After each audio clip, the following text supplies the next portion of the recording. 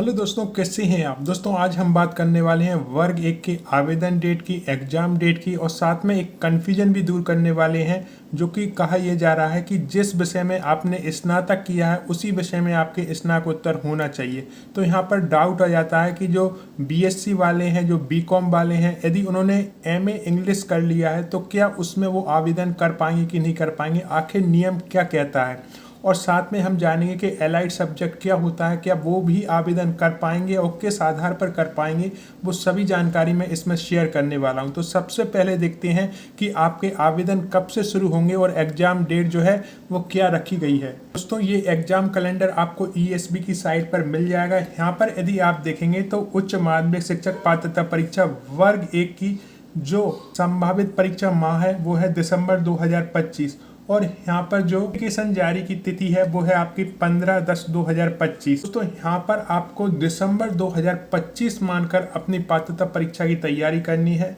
और जो 2018 और 2023 भर्ती परीक्षा पास हैं दोस्तों, उनके लिए ये एग्जाम नहीं देना है पात्रता परीक्षा, उन्हें भर्ती परीक्षा की जो है तैयारी करनी है।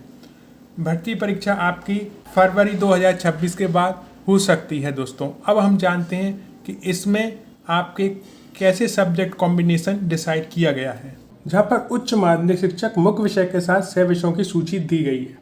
यदि आप यहाँ पर देखेंगे तो हमें पूरा ही समझना होगा, कॉलम 1, कॉलम 2, कॉलम 3, कॉलम 4, इन चारों का ही समझना होगा। लेकिन सबसे पहले जो ऊपर लिखी हुई है इबारत वो भी हमको समझनी होगी, क्योंकि कन्फ्यूजन बहुत बड़ा है और मैं इस वीडियो के अंत तक कोशिश करूँगा कि ये कन्फ्यूजन आपके मन में ना रहे। यहाँ पर आप समझेंगे उच्च माध्यमिक शिक्षक यानी वर्ग 1 मुख्य विषय, यहीं पे रहना है हमें। मुख्य विषयों कौन सी होती हैं?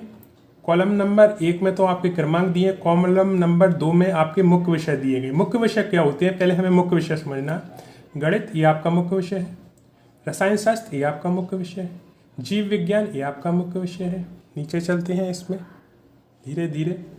भौतिक शास्त्र ये आपका मुख्य विषय है, ठीक है। कृषि ये आपका मुख्य विषय है। और चलते हैं हिंदी साहित्य ये आपका मुख्य विषय है। संस्कृत हो गया, राजनीति शास्त्र हो गया, भूगोल हो गया, इतिहास हो गया, ये आपका मुख्य विषय है।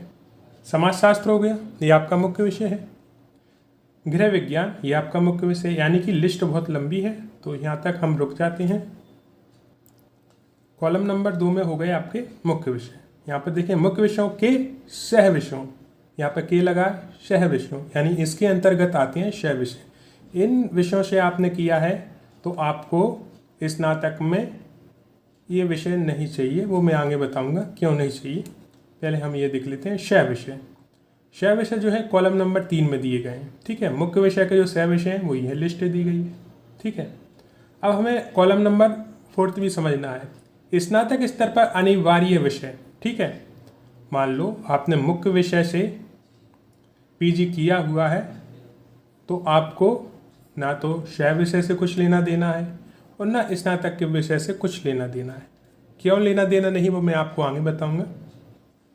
बहरहाल जिन्होंने इस विषय से जो है स्नातकोत्तर की है, ध्यान देना, इन विषयों से स्नातकोत्तर की है दोस्तों, तो वो माने तो गणित के अंदर ही जाएंगे क्योंकि ये एलाइड सब्जेक्ट है। लेकिन कंडीशन ये होगी कि जो भी बीकॉम, बीएससी, बीए उन्होंने की है उसमें आपका मुख्य विषय ये होना चाहिए गणित। जैसे मान लो आपने इन विषयों से पीजी की है तो आपकी बीएससी लेवल पर गणित होना चाहिए मुख्य विषय के रूप में, ठीक है। समझ रहे हैं ना दोस्तों आप। यदि मान लो आपने इस विषय से पीजी की है तो आपके जो ग्रेजुएशन लेवल है वहाँ पर रसायन शास्त्र मुख्य विषय होना चाहिए, ठीक है। ये उनके लिए है जो एलाइड सब्जेक्ट है। अब हमें ये समझना है कि आखिर सह विषय एलाइड सब्जेक्ट होते क्या हैं, तो चलें ये भी समझ लेते हैं।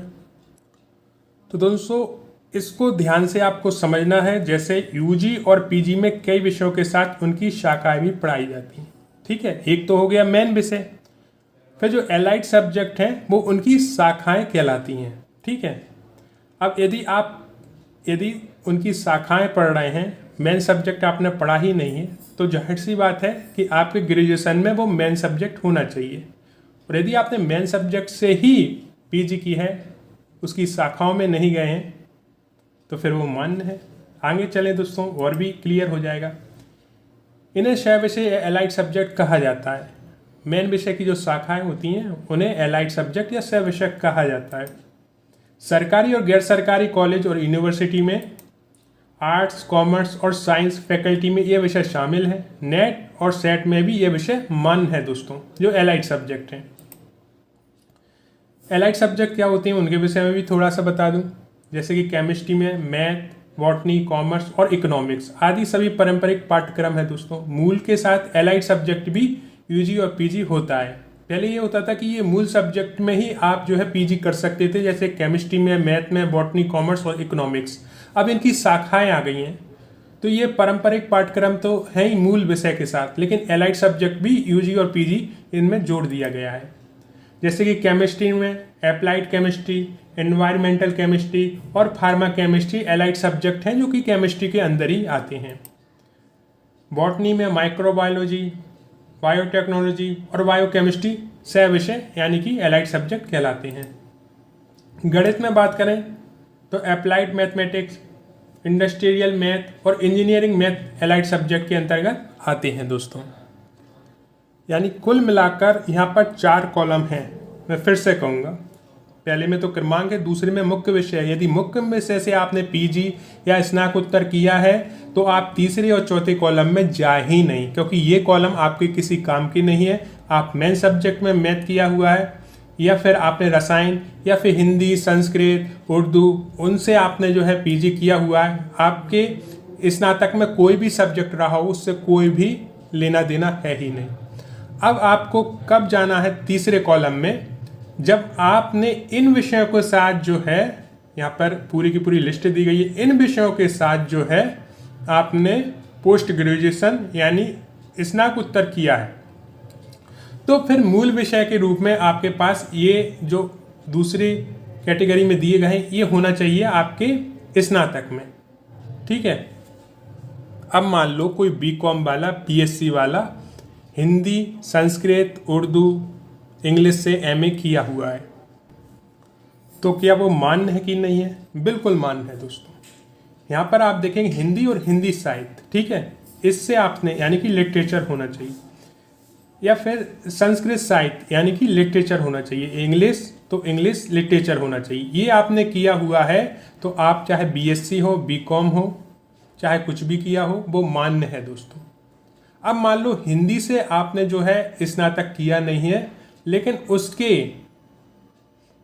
जो एलाइड सब्जेक्ट हैं, जो सह विषय हैं, उनके साथ किया। जैसे भाषा विज्ञान में आपने स्नातक कर लिया, स्नातकोत्तर, ठीक है, तो आपको स्नातक में हिंदी साहित्य होना चाहिए। या फिर अनुवाद विज्ञान में आपने जो है एमए कर लिया है, या फिर संस्कृत से आपने जो है एमए कर लिया है, जो कि हिंदी से टच है। यहाँ पर देखेंगे तो संस्कृत की जो एलाइड सब्जेक्ट है योग, यानी कि संस्कृत माध्यम से अध्ययन करने वाले ही मान्य है योग में। ठीक है, आपने मान लो योग में जो है एमए कर लिया है, मास्टर डिग्री हासिल कर ली है, तो फिर आपको बीए में संस्कृत लिटरेचर यानी संस्कृत साहित्य होना ही चाहिए। ठीक है, एलाइड सब्जेक्ट वालों के लिए। अब मान लो मेन सब्जेक्ट ही आपका साहित्यिक है, संस्कृत साहित्यिक है, हिंदी साहित्यिक है, इंग्लिश लिटरेचर है, तो आपने बीकॉम, बीएससी कुछ भी किया हो, कोई मतलब नहीं है उसका।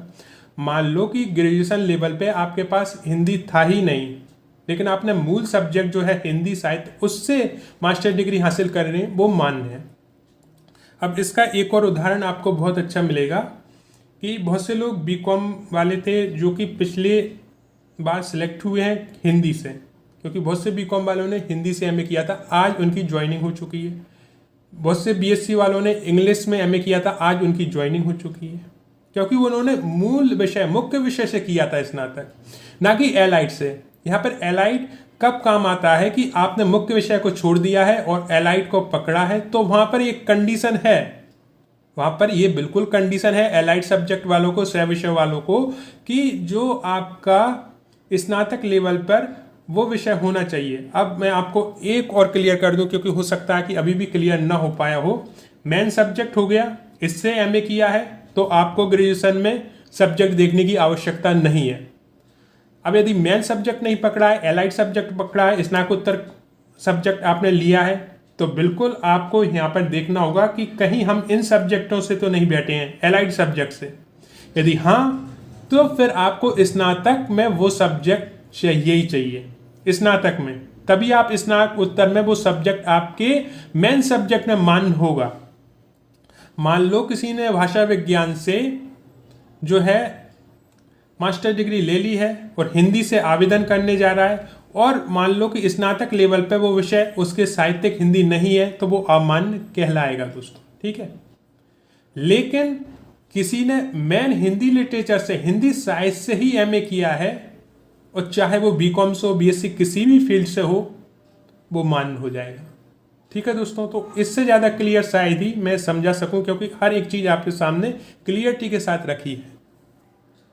अब यहाँ पर आपके कमेंट ही बता सकते हैं दोस्तों कि कहाँ तक मैं सफल रहा इस कन्फ्यूजन को दूर करने के लिए, क्योंकि लोग हमेशा कमेंट ये करते थे कि सर आपके नोटिफिकेशन में स्पष्ट रूप से दिया गया है कि जिस विषय में आपने मास्टर्स किया है उसी विषय में आपके ग्रेजुएशन होना चाहिए, लेकिन वो ये बताना भूल जाते हैं कि वो एलाइड या सह विषय की बात कर रहे हैं। और जब एलाइड या सह विषय की परिभाषा आप स्पष्ट करोगे तभी ये कन्फ्यूजन दूर हो सकेगा, उससे पहले मुश्किल है कि ये कन्फ्यूजन दूर हो सके। तो मुख्य विषय और एलाइड विषय में पहले हमें जो है अंतर मालूम होना चाहिए, उसके बाद जो नियम दिए गए हैं उनकी पूरी जानकारी होना चाहिए, उसके बाद ही हम जो है अप्लाई कर सकते हैं दोस्तों, और ये कन्फ्यूजन जो क्रिएट हुआ है उसे दूर कर सकते हैं। तो दोस्तों आई थिंक मैं समझा पाया हूँ अपनी बात।